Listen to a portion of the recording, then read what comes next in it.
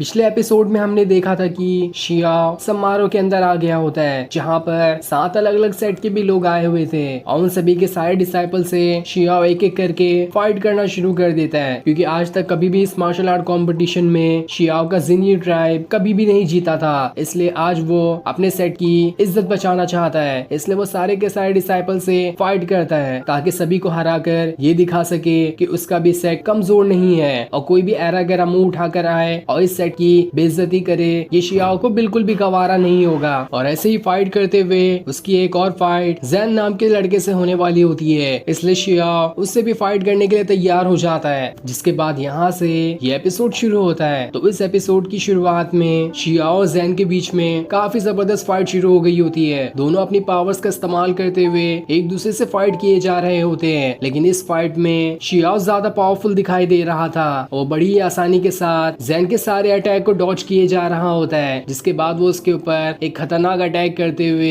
एक जोरदार मुक्का उस जैन को ही मार देता है। और जैसे उसे वो मुक्का लगता है उसी टाइम जैन की बॉडी में आग लगना शुरू हो जाती है और इस तरह से जैन वहाँ पर तड़पना शुरू हो जाता है। तब शियाओ की ऐसी पावर देखकर जैस्मिन उससे कहती है उस इविल गॉड की थोड़ी सी इविल सोल का इस्तेमाल करते ही तुम्हारे पास स्टार गॉड की जो पावर है वो 3 लेवल और ज्यादा रीच कर चुकी है, जिससे तुम अंदाजा लगा ही सकते हो कि वो उस इविल गॉड की पावर कितनी ज्यादा हो सकती है। और ये तो बस पहली ही सोल थी, इसके बाद तो उस इविल गॉड की और भी कई सारी सोल बाकी है जिसे तुम्हें अनलॉक करना है। और जैसे तुम उसे अनलॉक करते जाओगे उसी हिसाब से तुम्हारी पावर्स बढ़ते जाएगी। तब शियाओ वहाँ पर मौजूद सारे लोगों से कहता है इस जैन को काफी ज्यादा चोट लग चुकी है और ऐसे अभी कौन कौन सी दवा देनी है वो सभी का नाम भी उन्हें बता देता है, ताकि जल्द से जल्द इसे डॉक्टर के पास लेकर जाए और उसका इलाज हो सके। वरना अगर जल्दी इसका इलाज नहीं किया गया तो जैन तो यहीं पर मारा जाएगा। इधर लान जल्दी से शियाओ के पास आती है, क्योंकि लड़ाई के दौरान उसे थोड़ी सी चोट लग गई थी, इसलिए लान जल्द से जल्द उसके हाथ में बैंडेड लगा देती है ताकि जितनी भी चोटें शियाओ को लगी थी वो अच्छे से ठीक हो सके। लेकिन इस चीज को देखकर तो मूरोंग काफी ज्यादा गुस्सा हो रहा होता है। लान शियाओ से कहती है क्या तुम अब भी फाइट करोगे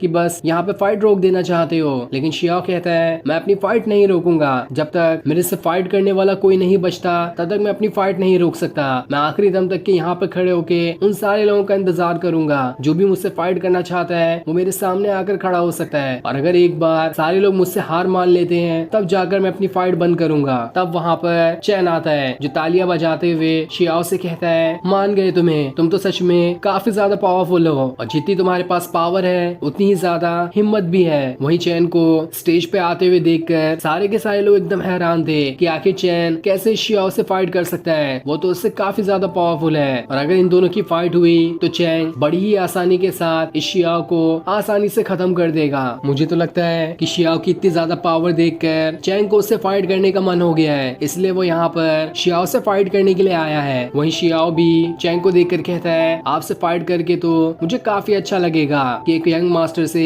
मैंने फाइट की। अगर आप मुझसे फाइट करना चाहते हैं तो इसके लिए तो मैं बिल्कुल तैयार हूँ। वहीं जैस्मिन शियाओ से कहती है तुम सभी लोगों को हराने के बाद जो इतना एटीट्यूड दिखा रहे हो उसी वजह से ये चंग अट्रैक्ट हो गया है और ये तुमसे फाइट करना चाहता है, लेकिन तुमने पहले ही इविल गॉड की काफी सारी पावर्स का इस्तेमाल कर लिया है और अभी तुम्हारे पास जो जितनी पावर है और तुम्हारी फिजिकल बॉडी कितनी स्ट्रॉन्ग है उस हिसाब से तुम अब सिर्फ 1 मिनट ही उस इविल गॉड की पावर्स को संभाल पाओगे। इसलिए तुम्हें कैसे भी करके इस चैंग को 1 मिनट के अंदर हराना होगा, वरना अगर तुमने उससे ज्यादा टाइम लगाया तो ये चैन तुम्हारे ऊपर एक ही अटैक करके तुम्हारी सारी की सारी मैस्टिक वेन को बर्बाद कर सकता है। तो शियाओ कहता है तुम्हें टेंशन लेने की कोई जरूरत नहीं है, 1 मिनट तो मेरे लिए 1 घंटे के बराबर है। वही चैन शियाओ से कहता है तुमने लगातार 4 फाइट की है, साथ ही तुम्हारे हाथ में भी चोट लगी है, देखो वहाँ पर बैंडेज लगा हुआ है, तो क्या तब भी तुम मुझसे फाइट करना चाहते हो? जिस पर शियाओ कहता है लड़ाई में छोटी मोटी चोटें तो लगते ही रहती है, इससे मुझे कोई फर्क नहीं पड़ेगा, मैं आपसे फाइट करने के लिए तैयार हूँ। ये सुनकर चैन काफी ज्यादा खुश हो जाता है। वो खुद में कहता है ये शियाओ तो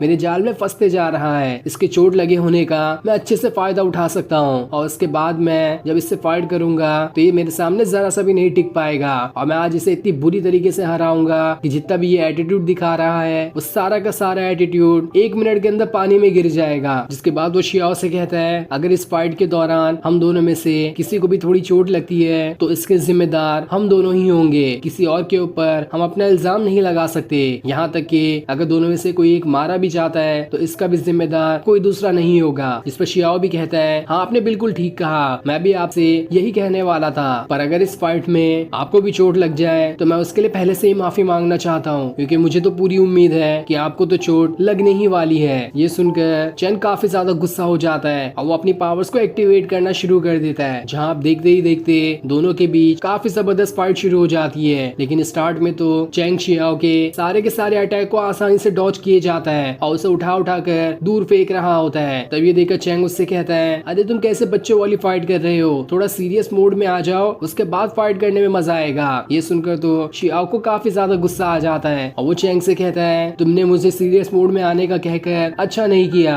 अब इससे तो तुम्हारा ही नुकसान होगा। जिसके बाद वो अपने इविल गॉड की पावर्स को एक्टिवेट करना शुरू कर देता है और उसका इस्तेमाल करते हुए सीधा चैंग की तरफ ही बढ़ने लगता है। चैंग अपनी पावर्स का इस्तेमाल करते हुए उसके अटैक को रोकने की कोशिश करता, लेकिन इस बार का अटैक शियाओ का इतना खतरनाक था कि उसकी बॉडी से जो ऑरा निकल रहा होता है उसी के अंदर चैंग को वो इविल गॉड दिखाई देने लगता है, जिसे देखकर वो एकदम ज्यादा डर जाता है और उसके ऑरा की मदद से ही चैंग वहां से इतना दूर जाकर गिरता है कि अब उसकी सारी की सारी मैस्टिक वेन बिल्कुल पूरी तरह से बर्बाद हो चुकी थी। यहाँ तक कि शियाओ ने तो उसे टच भी नहीं किया था, बस उसका ऑरा ही इतना खतरनाक था कि उस वजह से इस चैंग की पूरी मैस्टिक वेन बर्बाद हो चुकी है और अब इसका कल्टीवेशन लेवल बिल्कुल 0 पे पहुंच चुका है। ये दोबारा कभी अपना कल्टीवेशन भी नहीं कर पाएगा, जैसा कि शियाओ बचपन से ही रह रहा था बिना कल्टीवेशन किए। वहीं चैंग की ऐसी हालत देखकर उसका मास्टर तो एकदम हैरान हो गया होता है, उसे तो समझ ही नहीं आ रहा था कि इतनी आसानी से शियाओ ने चैंग की ऐसी हालत कैसे कर दी। इसलिए वो खुद ही गुस्से में शियाओ से फाइट करने के लिए जा रहा होता है, लेकिन वो उससे फाइट करता इससे पहले ही सेट के एल्डर आकर यहाँ पर चैंग के मास्टर को रोक लेते हैं। तब ये देखा वो मास्टर एल्डर से कहता है आखिर तुम्हारी हिम्मत कैसे हुई मुझे रोकने की, तुम जानते भी हो कि इसने मेरे यंग मास्टर की पूरी लाइफ ही बर्बाद कर दी, तो आखिर मैं इसे कैसे छोड़ सकता हूँ, आज तो मैं इसकी जान लेकर ही रहूंगा। लेकिन तब एल्डर कहते हैं लड़ाई होने से पहले ही दोनों ने ये कह दिया था कि अगर किसी को भी चोट लगी तो इसके जिम्मेदार वो खुद ही होंगे, और इस बात को तो तुम भी अच्छे से सुने थे, तो अब तुम यहाँ पर आकर फाइट नहीं कर सकते, इसे ले जाओ इस चैंग को यहाँ से, वरना हो सकता है ऐसे अगर जल्दी इलाज नहीं मिला तो ये जान से भी मारा जाए। तब ये सुनकर वो मास्टर उससे कहता है तुम ये गलती करके बहुत बड़ी मुसीबत मोल ले रहे हो, हमारा शियाओ ट्राइब तुम लोगों को बिल्कुल नहीं छोड़ेगा। और इतना कहने के बाद वो चैंग को उठाए वहाँ से ले जाता है, जिसके बाद एल्डर बाकी सेट के भी लोगों को यहाँ से वापस भेज देते हैं। लेकिन जाने से पहले ताई शियाओ के पास आकर कहता है तुम्हें अब आगे से सावधान रहने की जरूरत है, ये शियाओ ट्राइब इतनी आसानी से हार मानने वालों में से नहीं है, और अगर तुम्हें कभी भी मेरी जरूरत पड़ी तो तुम मुझे बुला सकते हो, मैं तुम्हारी मदद करने के लिए आ जाऊंगा। ये सुनकर शियाओ उसका शुक्रिया करता है, लेकिन तब एल्डर वहाँ पे सारे लोगों को हटाकर अकेले में शियाओ से कुछ बातें करने के लिए आते हैं और उससे कहते हैं तुमने एक साथ सातों के सातों सेक्स से दुश्मनी मोल क्यों ले ली, लेकिन अगर सातों सेक्स से दुश्मनी ली भी होती तो भी मुझे इसकी उतनी ज्यादा टेंशन नहीं होती जितनी की टेंशन मुझे उस चैंग की वजह से हुई है। अब वो शियाओ ट्राइब हमारे सेट के लिए भी मुसीबत बन सकता है, मैं तो ठीक तरह से ये भी नहीं जानता कि आखिर तुम इस सेक्ट में ज्वाइन होने के लिए क्यों आए, जबकि तुम्हारे पास तो पहले से इतनी पावर्स है, तुम्हारा यहाँ पर आने का फायदा क्या हुआ। तब शियाओ एल्डर से कहता है मैं तो उस चैंग से फाइट भी नहीं करना चाहता था, बल्कि उसने खुद ही मुझसे आकर सामने से चैलेंज किया, और अगर कोई मुझे चैलेंज कर दे तो इसलिए तो मैं कभी पीछे नहीं हट सकता। लेकिन आखिरी तक के भी मुझे उसके ऊपर इतना खतरनाक अटैक करने का तो बिल्कुल भी मन नहीं था, पर उसने ही मुझे उकसाया कि मैं अपने खतरनाक अटैक का इस्तेमाल करूं, इसलिए मैंने उसके ऊपर वो अटैक कर दिया। और रही बात इसकी कि मैं यहाँ पर क्यों आया हूँ, तो मैं बस यहाँ पर अपना कल्टीवेशन करने के लिए आया था, क्योंकि मेरे ग्रैंडपा ने कहा था कि मैं यहाँ पर आकर अपना कल्टीवेशन करूँ। मैंने ये सोचा था कि अगर मैं जल्द से जल्द यहाँ पर अपना कल्टीवेशन करूँ तो मैं 3 सालों के अंदर अपने अर्थ फेस मैसिज्म लेवल को अचीव कर सकता हूँ। ये सुनकर वो एल्डर कहते हैं क्या कहा तुमने, 3 सालों के अंदर अर्थ फेस मैसिज्म लेवल को तुम सीखोगे, ये बिल्कुल नामुमकिन के बराबर है। तुम जानते भी हो कि उसे सीखने के लिए कितनी ज्यादा मेहनत लगती है, मुझे पूरे के पूरे 28 साल लगे थे अर्थ फेस मैसिज्म लेवल को सीखने के लिए, और उसके बाद अलग से मुझे 15 साल लगे उसके लेवल 6 तक पहुंचने के लिए। तो तुम इतने सालों की मेहनत को बस 3 सालों के अंदर सीख पाओगे, ये तो बिल्कुल नामुमकिन के बराबर है। आज तक के पूरे इस कॉन्टिनेंट की हिस्ट्री में कोई भी ऐसा इंसान नहीं पैदा हुआ जिसने 3 साल के अंदर अर्थ फेस मैसिज्म लेवल को सीखा हो, तो तुम ये कैसे कर पाओगे। तब शियाओ से कहता है कुछ देर पहले तो आपको ये भी नहीं लग रहा होगा कि मैं उस चैंग को फाइट करके हरा सकता हूँ, लेकिन मैंने उसे हरा दिया। इसी तरह से अगर मैं हिम्मत करूँ तो 3 सालों के अंदर ही अर्थ फेस मैसिज्म लेवल को बिल्कुल सीख जाऊंगा। ये सुनकर तो एल्डर भी हैरान थे, और शियाओ का जोश देखकर उन्हें अब थोड़ा थोड़ा यकीन होने लगता है कि शियाओ यहाँ पर पूरी तैयारी के साथ आया है कि वो जल्द से जल्द बहुत ज्यादा पावरफुल इंसान बन सके। इसलिए वो शियाओ को वो जितनी चाहे उतनी देर तक यहाँ पे रहने का कहकर वहाँ से जाने लगते हैं और जो भी चीज की उसे जरूरत होगी अपने कल्टीवेशन के लिए वो भी वो मांग सकता है। लेकिन जाने से पहले वो शियाओ को रुकाते हुए ये कहते हैं, आज तक हमारे सेट की इज्जत बिल्कुल नीचे थी, लेकिन आज तुमने उन 7 सेट को हराकर हमारे सेट की इज्जत को आसमान पे पहुंचा दी है। इसके लिए मैं तुम्हारा दिल से शुक्रिया करता हूँ। ये सुनकर तो शियाओ भी काफी ज्यादा खुश हो जाता है कि आखिरकार एल्डर ने उसकी तारीफ की। जिसके बाद शियाओ अपने कमरे में आकर आराम करने लगता है क्योंकि आज लगातार 5 फाइट करके वो काफी ज्यादा थक चुका था। तब उसके पास जैस्मीन आती है और उससे कहती है, वो तो अच्छा हुआ तुमने उस चैन को हरा दिया, वरना अगर एक अटैक भी मिस हो गया होता तो आज तो तुम्हारी जिंदगी बिल्कुल बर्बाद हो गई होती और उस इविल गॉड की पावर की मदद से भी तुम्हारी जो मैस्टिक वेन बर्बाद हुई होती वो भी नहीं ठीक हो पाती। लेकिन शियाओ कहता है, अरे तुम्हें टेंशन लेने की क्या जरूरत है, जो बात हो गई अब उसे भूल जाओ और मैं वैसे भी तुम्हें कभी भी नीचे गिरने नहीं दूंगा, हमेशा तुम्हारी इज्जत अपने सर आंखों पे बिठा के रखूंगा और जो भी तुम मुझसे करने कहोगी वो मैं बिल्कुल करते जाऊंगा। लेकिन मुझे एक बात नहीं समझ में आ रही कि जैसे जैसे मैं उस इविल गॉड की सोल वाले स्टार को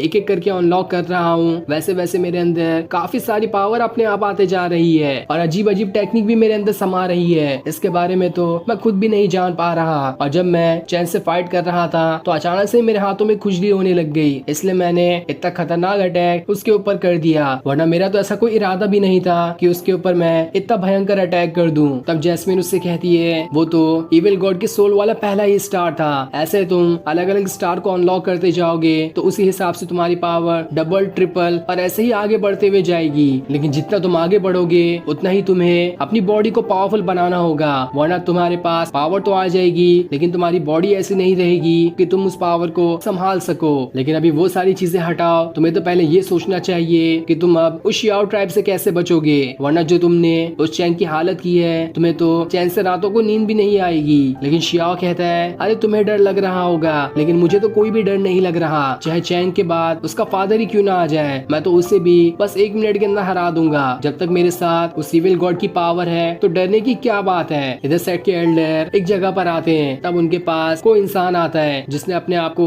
पूरी तरह से ढक कर रखा था और उस इंसान की आवाज से लग रहा था कि वो कोई लड़की है। जिसके बाद वो लड़की एल्डर से कहती है, मैंने न जाने कितने ही सेट को देखा है लेकिन आज तक किसी भी डिसाइपल ने मुझे उतना इम्प्रेस नहीं किया था जितना कि मुझे इस शियाओ ने किया है, इसलिए मैं चाहती हूँ कि तुम्हें उस शियाओ की अच्छे से देखभाल करनी है, उसे कोई भी खतरा नहीं होना चाहिए। मुझे पूरी उम्मीद है 2 साल बाद जो फाइट होने वाली है उसमें शियाओ हमारी अच्छे से मदद कर सकता है। लेकिन एल्डर कहते हैं, भले ही शियाओ कितना भी पावरफुल क्यों ना हो लेकिन 2 साल बाद जब वो उन डीमन से फाइट करने के लिए जाएगा तो उनके सामने वो कमजोर ही रहेगा। लेकिन खैर कोई बात नहीं, जैसा कि तुमने कहा है चाहे कुछ भी हो जाए मैं शियाओ को हर खतरों से बचाऊंगा और उसे एक आंच तक आने नहीं दूंगा। तो वो लड़की कहती है, तुम देख लेना 2 साल के अंदर शियाओ इतना ज्यादा पावरफुल बन जाएगा कि दुनिया ने इसके बारे में सोचा तक नहीं होगा। लेकिन तभी सेट के बाहर चैंग का फादर आ गया होता है जो कि बहुत ज्यादा गुस्से में था और वो आते साथ ही वहाँ पर मौजूद जितने भी डिसाइपल होते हैं उन सभी को मारना शुरू कर देता है। लेकिन वो उनकी जान लेता इससे पहले ही वहाँ पर एल्डर आ जाते हैं। तब एल्डर को देखकर चैंग का फादर कहता है, जल्दी से मुझे शियाओ को लाकर दे दो वरना मैं इस पूरे के पूरे सेट को बर्बाद कर दूंगा, क्योंकि उस शियाओ ने मेरे बेटे की जिंदगी बर्बाद कर दी है। तब वो एल्डर उससे कहते हैं, क्या आप ये बात नहीं जानते कि फाइट करने से पहले उन दोनों ने ये कह दिया था कि अगर किसी को भी चोट लगती है यहाँ तक कि किसी की जान क्यों न चली जाए तो इसके जिम्मेदार वो दोनों खुद ही होंगे। साथ ही इस बात को पूरे के पूरे 7 सेक्ट ने सुना था, वो सभी गवाह होंगे इस बात के। और उन 7 सेक्ट की बात छोड़ दो, आपके साथ जो चैंग का मास्टर खड़ा है उसने भी ये सारी बातें मेरे सामने ही सुनी थी, तो इसने ये क्यों नहीं कहा आपसे कि दोनों ने फाइट करने से पहले ही नतीजे के बारे में कह दिया था। तो इस हिसाब से तो आपका यहाँ आना बिल्कुल बेकार है। जो हो गया उसमें किसी की गलती नहीं थी, ये तो बस एक फाइट थी और फाइट में ऐसी चोटें तो लगना आम बात है। ये सुनकर चैंग का फादर एकदम ज्यादा गुस्सा हो गया होता है और वो एल्डर से कहता है, आज अगर मुझे शियाओ नहीं मिला तो मैं तो किसी को भी जिंदा नहीं छोड़ूंगा। जिसके बाद वो शियाओ को ढूंढने वहाँ से आगे बढ़ना शुरू कर देता है। ये देखकर तो एल्डर भी गुस्सा हो जाते हैं और वो भी अपनी पावर्स को एक्टिवेट करने लगते हैं ताकि चैंग के फादर से फाइट कर सके। लेकिन उन दोनों की फाइट होती इससे पहले ही ये एपिसोड यहीं पर एंड हो जाता है। Thanks for watching.